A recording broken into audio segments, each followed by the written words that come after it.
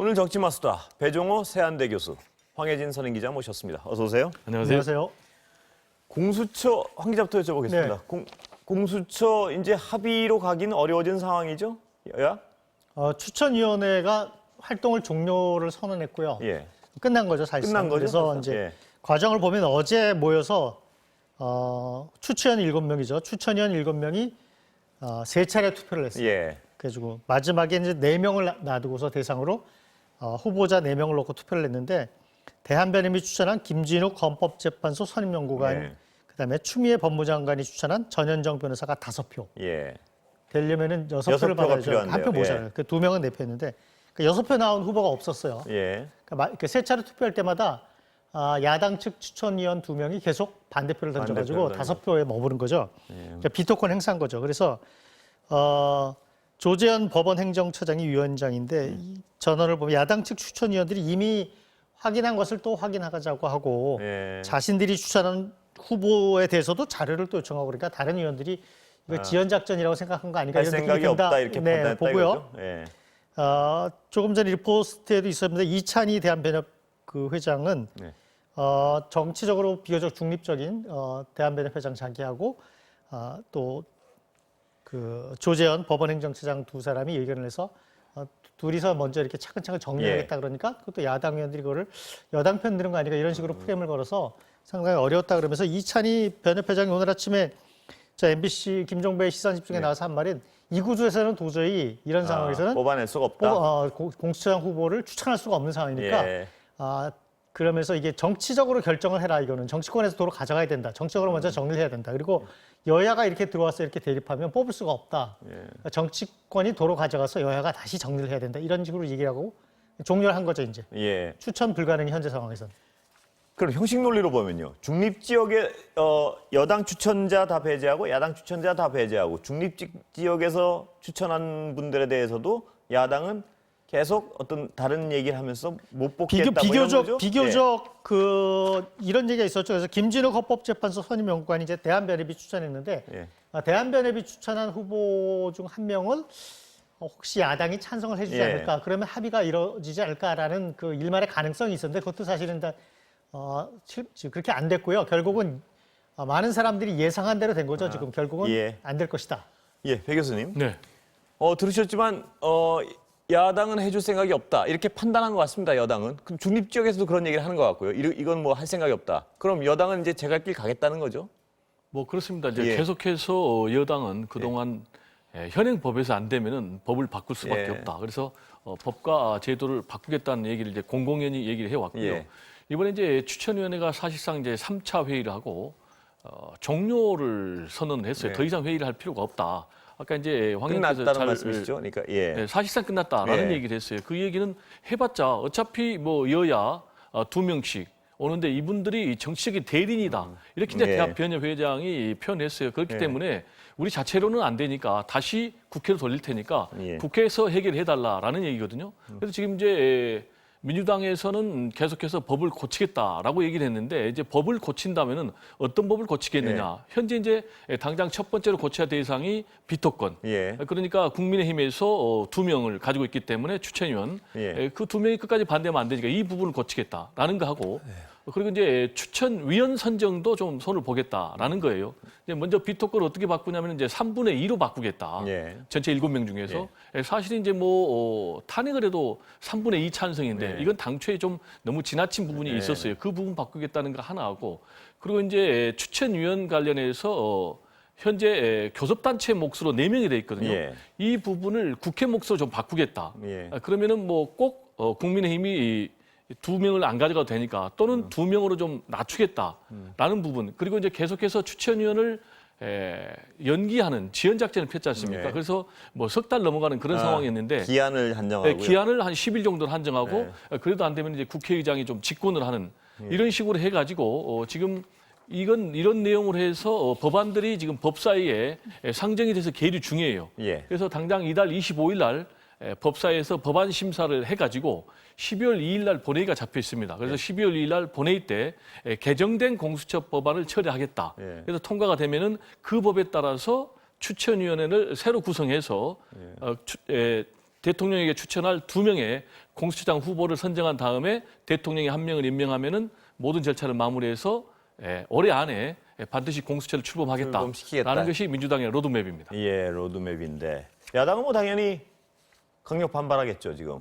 네, 야당이 지금 비토권 뭐 무산시키- 공수처 예. 독재로 가는 것이다 예. 이렇게 얘기를 하고 중립적인 줄 알았던 법원행정처장까지 여당 편 든 거 아니냐 이런 식으로 굉장히 지금 예. 비난을 하고 있는데 사실 이제 그 민주당으로서는 오늘 뭐 굉장히 단호해요. 이낙연 대표도 소수 의견을 존중하기 위해서 그렇게 비토권을 주었는데 이게 공수처 저지로 악용하고 있다 이렇게 주장을 하면서 이제 고위공직자범죄처처 공수처법 국회법 절차에 따라서 이행하겠다 이렇게 얘기했고 김태년 원내대표도 중대 결심한다 고쳐서 연내 출범시키겠다 이렇게 단호한데 국민의힘으로서는 사실 지금 다수당이기 때문에 이렇게 되면은 그 민주당이 다수당이죠. 그래서 법여권이 뭐 180석 정도 갖고 있기 때문에 막기가 힘들어서 결국은 그 김종인 위원장도 할 수 있는 모든 일을 동원해서 저지를 해보겠다 그러는데 사실상 현실적으로 저지하기는 힘들겠죠. 그래서 여론에 호소하거나 이제 뭐 민주당이 단독으로 처리하는 모습, 독주하는 모습을 보여서 여론에 호소하겠다 정도 말고는 현실적으로 의회에서 막을 방법은 없죠. 예, 그렇다면 결국 명분 싸움 같은데요. 야당은 법대로 했는데 그 법까지 뜯어고쳐서 지금 바꾸려고 그러냐.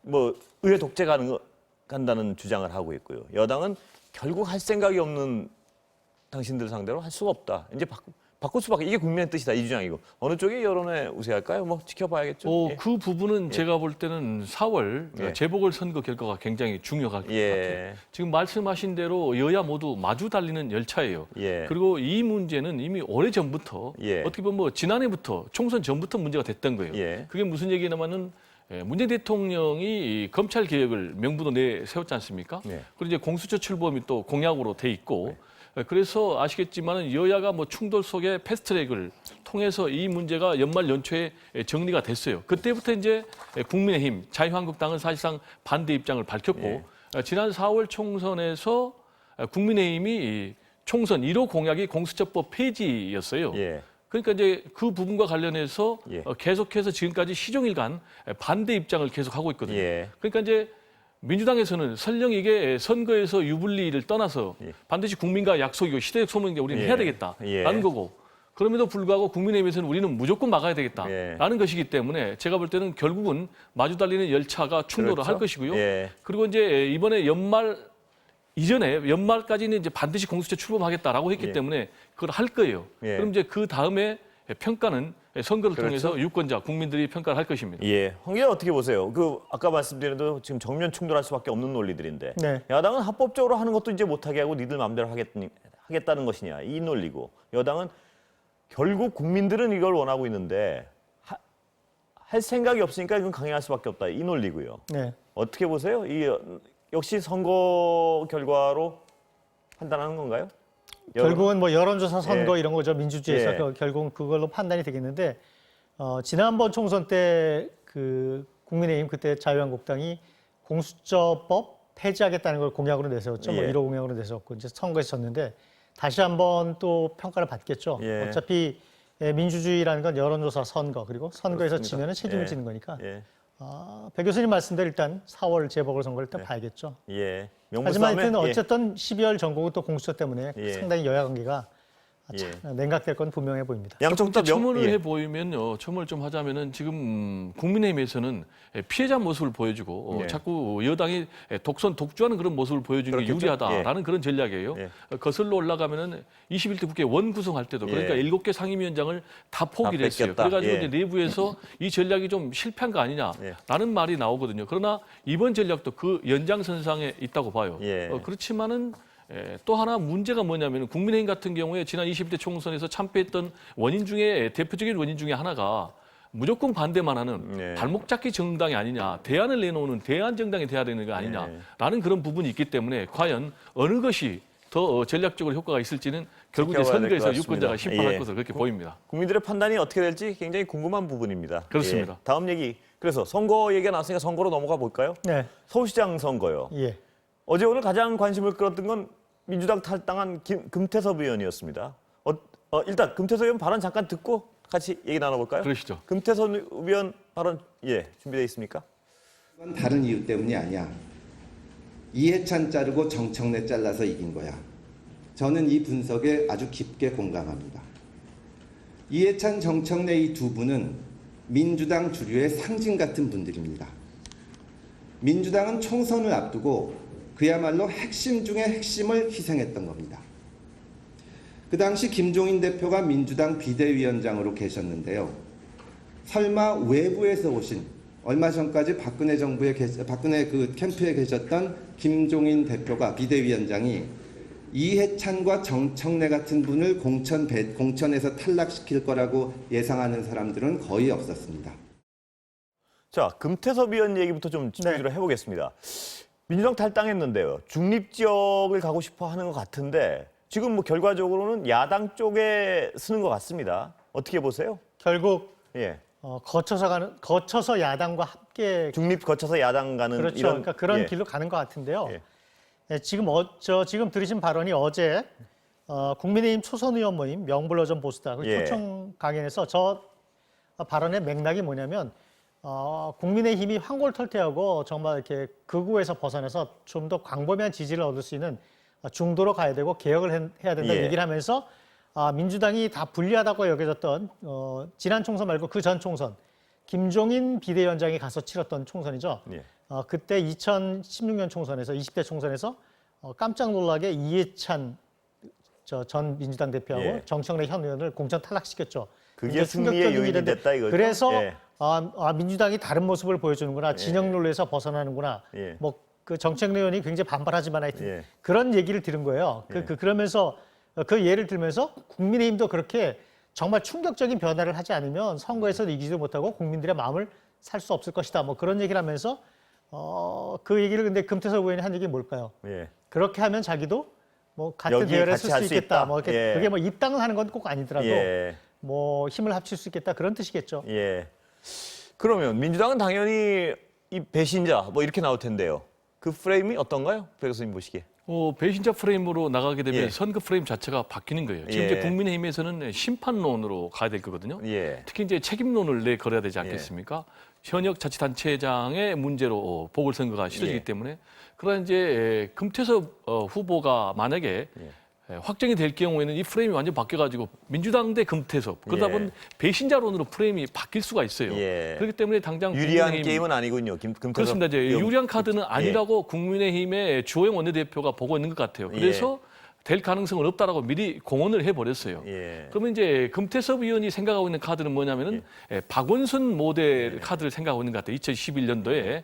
왜냐하면 아시겠지만 당초에 뭐 5%의 지지율을 갖고 있던 박원순 당시 예. 후보가 안철수 50%의 현상을 받아가지고 결국은 박영선 후보하고 후보 단일화해서 후보가 돼가지고 서울시장에 당선이 됐단 예. 말이에요. 그런데 이제 그때하고는 좀 다른 부분이 세 가지가 있는 것 같아요. 어떤 부분이 다르냐면은 첫 번째로 박원순 당시 후보 같은 경우는 탈당을 안 했어요. 예. 원래부터 중립지대에 있던 시민 후보였어요. 이제 그런 부분이 금태섭 전 의원하고 다르고 두 번째로는 당시 안철수 현상이라는 예. 막강한 현상이 있었어요. 그래서 50%라는 지지율을 갖고 있었던 당시의 유력 주자가 힘을 실어주는 예. 그런 문제가 있었는데 그런 부분이 이제 상당히 약하고 이제 세 번째로는 당시에 민주당에서 유력한 좀 주자가 없었어요. 그리고 민주당도 상당히 좀 당시 지지율이 좀 낮았고 예. 그러나 이런 세 가지 점에 볼 때는 모든 게 다 부족한 상황이거든요. 예. 그래서 제가 볼 때는 금태섭 전 의원이 야권 단일 후보로 될 가능성은 상당히 좀 낮다고 확률이 좀 보시는군요. 낮을 것 같다. 저는 이런 생각입니다. 예. 근데 금태섭 전 의원 생각에는 자신은 중립 지역에 있고 야권과 단일할 수 있다. 뭐 이런 계산 같죠? 그런 계산인데요. 예. 배 교수님이 말씀하셨지만 위치는 같을 수 있지만 예. 인물의 비중이 다르죠. 안철수와 금태섭은 사실은 금태섭 의원으로서는 상당히 성공한 게 탈당해서 중립지대 제3후보로 이렇게 자기가 스스로 위치 짓고 그 국민의힘에서도 상당히 신경을 쓰고 이런 것 자체도 어떻게 보면은 굉장히 그 세일즈에 성공한 거예요. 그런데 민주당이 가만히 있겠느냐. 정청래 의원 어제 그 발언하잖아요. 정청래 의원 보면 배신자의 철새다 결국은 그러면서 자기는 그때 공천 떨어졌지만 불만 품고 탈당하지 않았다. 당신처럼 금태섭 의원을 겨냥한 거죠. 그리고 오히려 공천이 된 사람들을 위해서 선거운동하러 다녔다. 왜 그랬느냐. 금태섭 의원의 그 주장이 말이 안 되는 게 그 당시 자기와 이해찬 대표가 공천에서 탈락하면서 핵심 지지자들이 반발이 너무 심해서 오히려 선거에도 악영향을 끼쳤다. 겨우 자기가 그 떨어진 사람들을 데리고 다니면서 선거운동을 지원하면서 회복을 시켰다 그러면서 정치영래 의원의 반박은 이해찬 대표와 자기가 공천 탈락 안 했으면 훨씬 더 이겼을 것이다 이런 예, 주장이죠. 그래서 예. 어쨌든 그런데 말씀하신 것처럼 금태섭 의원은 나름대로 정치적으로 탈당을 하면서 서울시장 선거를 앞두고 출마 가능성을 이렇게 흘리면서 정치적으로 몸값이 상당히 올랐죠. 예. 오른 건 사실이지만 안철수 교수가 그 당시 박원순 후보를 밀어줄 때 그런 파워가 있느냐? 그건 의문이죠. 예. 그리고 그러니까, 예. 결정적으로 저는 배신자 프레임에 휘말릴 가능성이 굉장히 크기 때문에 예. 국민의힘으로서도 상당히 달갑지 않은 부분이 있어요. 예. 결국은 지금 금태섭 의원은 야권 주자, 특히 국민의힘 쪽 주자로 비춰줄 수밖에 없는 거겠죠, 결과적으로? 진행되면 어떻습니까? 그거는 좀 두고 봐야죠. 예. 지금 국민의힘에서는 금태섭 전 의원을 불쏘시개 정도로 생각을 할 것 같아요. 그렇게 그게 무슨 보십니까? 얘기냐면은 예. 어쨌든 간에 민주당에서 탈당을 했지 않습니까? 예. 탈당한 것도 결국 이제 소신 발언을 나름대로 견지하다가 징계에 해부되니까 그에 대해서 이제 반발해서 탈당을 하니까 계속해서 그 부분을 가지고 문제 제기를 해주면은 국민의힘에서는 봐라 민주당이 역시 패권 정당이다, 예. 독선 정당이다. 라는 이제 그런 부분에 대해서만 활용을 하겠지. 예. 아까 말씀드린 대로 일단 금태섭 의원 같은 경우는 좀 명분이 부족한 부분도 있어요. 예. 소신 발언 부분은 저도 평가를 합니다. 예. 그렇지만은 본인이 경선에서 패배를 했거든요. 네. 그러면 경선에서 패배를 했으면 그 결과를 수용을 하는 게 맞고 그걸 가지고 이제 탈당을 한다? 제가 볼 땐 징계가 좀 확정된 것도 아니었어요. 네. 계속 이제 질질 끄니까 거기에 대해서 했는데 그런 점에서 제가 볼 때 좀 명분이 부족하니까 국민의힘에서는 이 금태섭 전 의원 같은 경우를 불쏘시개 정도로 쓰고 버릴 것이다. 저는 이렇게 생각을 합니다. 상당히 냉정한 평가를 하시는군요. 금위원은 황 기자 생각도 비슷하신 건가요? 그 부분? 제1야당이 예. 그렇게 중요한 서울시장 후보를 그렇게 쉽게 내주지 않죠. 쉽게 내주지 않을 그거는 것이다. 그건 현실 정치고요. 그리고 네. 예를 들어 가지고 금태섭 의원이 굉장히 국민적 지지도가 높아서 국민의힘과 힘을 합치면 차기 정권을 빼앗아 오는데 엄청난 도움이 될 것 같으면 서울시장 후보를 줄 수 있지만 그 그런 정도의 불씨는 아니다, 그 이 정도의 말씀이시죠? 대가가 없는 상황이면 그렇게 주지 않죠. 이럴 수는 있습니다. 예를 들어서 금태섭 의원과 경선을 해서 예. 국민의힘 후보가 여유 있게 이기고 그 경선 과정에서 국민의힘 후보, 서울시장 후보의 지지도가 높아진다라는 생각이 들면 경선까지 갈 가능성은 있죠. 예. 조금 더 이제 첨언을 하자면요. 예. 흥행에는 꼭 필요한 카드죠. 예. 자체적인 후보만 가지고 하면 이제 국민의힘으로서 외연 확장하는 데 한계가 예. 있기 때문에 결국 뭐 제3지대 뭐 빅텐트론도 나오고 있지만은 야권 후보 단일화 이 구도를 1대1로 만들어야 될 필요성이 예. 있거든요. 그리고 동시에 또 흥행을 만들어야 될 필요가 있기 때문에 그런 점에서 이제 국민의힘 후보와 또 이제 금태섭 또는 뭐 안철수 또는 누구 이렇게 해서 범야권 후보 단일화를 예. 만드는 데는 이제 상당히 도움이 되고요. 예. 그렇지만은 냉정하게 보면은 지금 국민의힘에서는 여론조사를 해보니까 범야권 단일 후보 여론조사 해보니까 오세훈 전 시장 같은 경우 한 17%, 예. 그리고 안철수 대표 같은 경우 한 15%, 그리고 이제 금태섭 전 의원 같은 경우는 한 8%거든요. 예. 그러니까 현실적으로 장을 만들어주고 또 그 장에 뛰어들면은 흥행에는 성공하겠지만 금태섭 의원은 될 가능성이 좀 낮다 이렇게 보고요. 그래서 이제 거기 여쭤 오세훈 안철수 두 분은 대권으로 바로 간다고 선언은 안 했나요? 아직 아니면 그러니까 예. 이제 국민의힘에서는 가장 선호하는 카드는 두 가지 같아요. 예. 하나는 유승민 예. 전 의원이 반드시 좀 출마를 해달라. 근데 유승민 전 의원도 어림없다. 나는 그렇죠. 대권 주자지 내가 서울시장급이 아니다. 이렇게 선언을 한 거 아닌가요? 그렇습니다. 이미? 그러니까 예. 유승민 이제 말씀하신 대로 전 의원 같은 경우는 나는 대선으로 예. 직행하겠다라고 말을 공식 했으니까 선언을 했죠? 예. 그렇습니다. 그 부분은 정리가 될 것 같고요. 그리고 이제 오세훈 전 시장 같은 경우는 본인이 계속 고사하지만 또 어떻게 될지 모르겠어요. 예. 다만 이제 가장 중요한 것은 구도가 제일 중요합니다. 네. 범야권 단일 후보를 만드는 구도. 그래서 1대1 구도로 해야지 가장 중요한데 역시 그런 구도를 만드는 데 있어서 키를 쥐고 있는 것은 안철수 대표라고 봐야 되거든요. 예. 그래서 안철수 대표를 어떻게 이 범야권 단일화를 만드는데 서울시장 후보로 나오게 할 수는 있다고 보시는 건가요? 그 부분에 이제 안철수 대표가 결심을 해야 되는 거예요. 예. 본인이 대권을 포기하고 서울시장 당선을 경유해서 대권에 도전하겠다라고 본인이 이 앞으로의 전략을 세운다면 제가 볼 땐 나올 가능성도 남아있다 이렇게 봅니다. 예. 그러면 두 분 말씀을 종합하면요. 금태섭 전 의원의 정치적 중량감은 분명히 탈당으로 지금 커져 있는데 기존보다는 장기적으로 보면 본인한테 악재다 이렇게 평가하시는 것 같습니다. 꼭 예. 그렇진 않고요. 예. 정치라는 게 선거에 나서고 예. 과제에 도전하면서 정치적 중량과 비중이 커지는 것도 있거든요. 예. 예를 들어 금태섭 의원이 뭐 가정의 얘기입니다만 범야권 그 서울시장 경선에 예. 나가서 뭐 지더라도 거기서 정치적 비중이 높아지면 뭐 보궐선거에 나와가지고 예. 다시 의회로 들어가서 거기서 예. 다시 정치적으로 비중이 클 수도 있죠. 어쨌든 사실은 금태섭 의원이 국회의원 한 번밖에 안 했어요. 예. 그걸로 따지면 굉장히 비중이 커진 거죠 지금. 예. 일단은 탈당으로 인해서 본인의 어떤 그 중량감을 높이는 데 그렇죠. 성공했다. 그래서 예. 정치인이란 게 선거를 통해서 경선을 거치면서 크는 거거든요. 예. 선거에서 이기는 거고. 예. 지더라도 남는 게 있죠. 예. 같은 견해십니까? 뭐 가장 좋은 거는 선거에서 이겨야 되는데요. 지고도 이기는 경우가 있죠. 지금 말씀하신 대로 금태섭 의원 같은 경우는 지금 정치를 포기한 게 아니고 정치를 하겠다라는 이제 결정을 내린 거예요. 그렇지만은 이미 민주당에서는 본인의 정치적 미래가 없다라고 해서 탈당을 했고 새로운 미래를 열어야 되는데 마침 지금 공간이 열린 거예요. 예. 그 명분이 이제 범야권 단일화라는 이제 그런 명분인데 그런 상황에서 본인 이제 범야권 단일화 후보 경선에서 설령 패할지라도 야권이 다시 단일화돼 가지고 하나의 정당을 만들 경우에 본인에게 뭐 아까 말씀하신 대로 뭐 보궐선거 예. 또는 다음 총선의 기회도 열린다고 보기 때문에 그런 선택을 한 것이 아닌가 이렇게 분석이 됩니다. 예.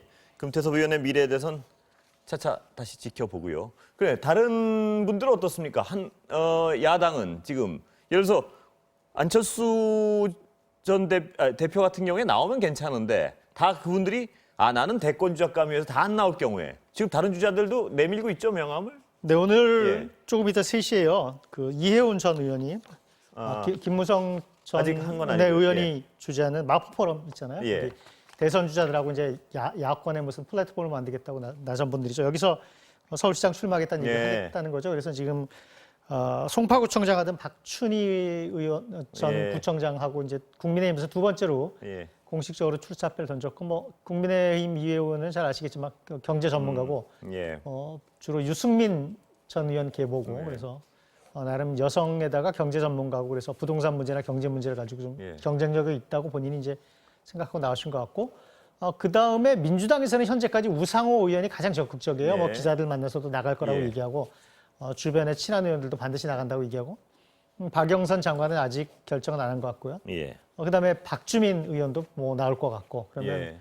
일단 민주당은 박영선, 박주민, 우상호 세 분 말고는 특별히 더 아직 떠오르는 사람이 없네요. 예. 네. 박영선 장관은 가장 유력한 후보 중에 하나인 것 같은데 뭘 망설인 건가요? 박영선 장관이 일단 망설이는 것은 본인이 이 장관직을 계속 할 것인지 예. 아니면은 이번에 서울시장 보궐선거에 출마해야 될 것인지 그 부분에 대해서 본인의 고민이 정리가 되지 않은 것 같아요. 일단 이제 기본적으로 보면은 지난번에 박원순 전 서울시장과 경선에서 패배했고 또 단일화에서도 패배했기 때문에 지금 박원순 전 시장이라는 유력 주자가 지금 없는 상황에서는 굉장히 본인이 사실상 선두에 있는 그런 상황인데 본인은 뭐 여러 가지 좀 종합적인 부분 가지고 고민을 하고 있는 게 틀림없고요. 역시 이제 가장 중요한 것은 과연 앞으로 또 이 윤석열 총장 문제가 어떻게 되느냐도 굉장히 중요한 변수가 됩니다. 예. 그게 무슨 얘기냐면 지금 추미애 법무장관 같은 경우도 대권에 지금 겨냥을 하고 있는 듯 보이지만은 사실상 서울시장 선거에도 가능성을 열어두고 있어요. 예. 그게 무슨 얘기냐면은 만약에 윤석열 검찰총장을 정리를 한다면은 이른바 뭐 지금 감찰이 들어가고 있지 않습니까? 예. 그러나 이걸 통해서 해임을 한다든지 또는 뭐 윤석열 검찰총장이 자진 사퇴하게 된다면 본인도 이제 검찰 개혁을 어느 정도 완수했다라는 그런 성과물 또 명분을 가지고 그만두면서 내부 교통 정리를 통해서 서울시장 선거에 나올 가능성도 있거든요. 그래서 이런 부분, 특히 이제 서울시장 선거 같은 경우는 대선의 전초전 아니겠습니까? 만약에 서울시장 선거를 누가 가져가느냐에 따라서 다음 대선의 승패가 연결되는 문제이기 때문에 민주당에서도 굉장히 전략적인 고민을 할 것이다. 그래서 이 부분은 변수가 많기 때문에 그런 변수 속에서 박영선 현 장관도 고민하고 있지 않나 이렇게 분석이 됩니다. 예. 박영선 장관은 옛날부터 서울시장에 관심이 있었던 건 분명한 것 같은데요. 지금 황 기자 보시기에는 배 교수님 설명하셨지만 고민의 가장 핵심은 뭔가요? 지금? 저는 결국 출마할 걸로 보이긴 하는데 그래요? 장관직을 어떻게 정리할 건가를 좀 생각하는 것 같고요. 예. 본인이 또 의외로 장관직을 굉장히 뭐 좀 이렇게 잘하고 싶어한다 이런 얘기를 있고 그래서 아직 뭐 결심을 좀 해야 되지 않을까요? 근데 본인이 아직 입을 다물고 있으니까 잘 모르죠. 그건. 예. 알겠습니다. 오늘 여기까지 듣겠습니다. 네. 예, 감사합니다. 감사합니다.